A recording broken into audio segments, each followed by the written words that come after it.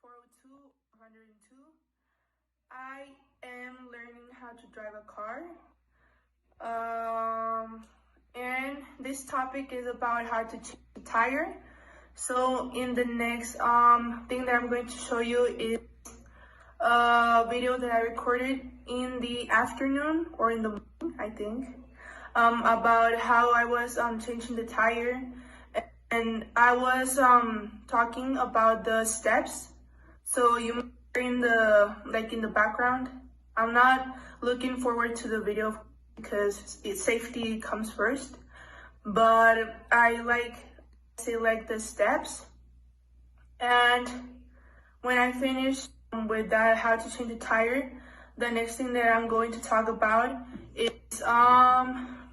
basically I'm going to talk about torque and circular motion. I'm going to answer some questions, and that would be it. So I hope you enjoy the video that's coming. So this is the extra tire. This is a jack, and this is a crosshead. These are the materials that we're going to use for changing the tire. So what I only used on the materials, those are if you're changing, like for example, if your tire did got flat because a nail got in the tire and you need to change the tire, that's the kit that you need to use. That it will be an extra tire, the crosshead, and the jack. And for me, because I was just going to put again the same tire, what I only used was the jack and the crosshead. Hi, so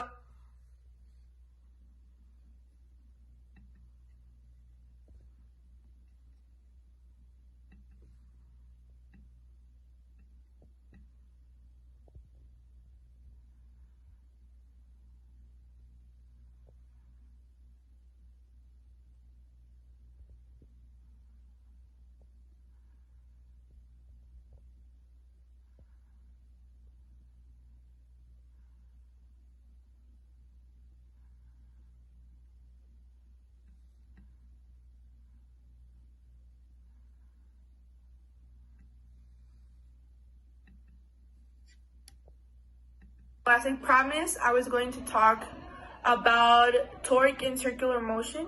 So the first question, number 8, is where is the best place to apply the force? We apply pressure on the ground, and the force exerted by the ground helps us to move forward or upward, like a force that is applied to an object by a person or another object. Why? Because this way, for example, when you put the jack between the ground and the car, you have a force, and the applied force is when you are elevating the car. Number B is, what is your axis of rotation? Both rear axle tires move directly forward to the front axle, while the spare tire moves to the right side of the rear axle. Is it always the same? They must always be rotated front to rear, no matter the vehicle they are installed on. So the direction of the rotation does not change. Letter C is, what force are you using to produce the torque? So the torque you apply to the tire iron is applied to the nut as forces in multiple different places around the circumference of the nut. Because these individual forces are in different directions, the bulk of the forces can cancel out, leaving just a net 10 pounds of force being applied to the nut. Hand, body, foot. You may have to use force, and that's okay. Use your foot or all of your body weight if necessary. Why? Because when you're using all of your body, including the body weight, your feet and hands, it helps loosen the nuts. Letter D is when to unscrew or lose the nuts. You unscrew the nuts when the tire is on the floor so the tire does not move, and you lose the nuts when the car is elevated so you can take off the tire. Why? Because this way is the right way to take a tire off without having troubles like the tire moving.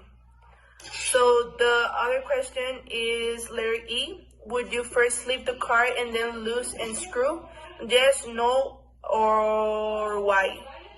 And why? No, why? Because when lifting the car and trying to loosen the nuts, what would happen would be that the tire would just move and you would not be able to loosen or tighten the nuts. Letter F. And the last one, depending on the jack you have, tell how it works. So the jack that I was using, it was a mechanical jack. So it uses an oil-filled hydraulic cylinder to lift. Oil is forced inside a compartment and the pressure causes the cylinder to rise. To release the cylinder, the oil disperses back into the reservoir. These jacks have quick release mechanisms so a car can be released to the ground at a quick and controlled speed. So thank you for watching this video. I hope you enjoyed it, Mr. Nestor. And this is basically it.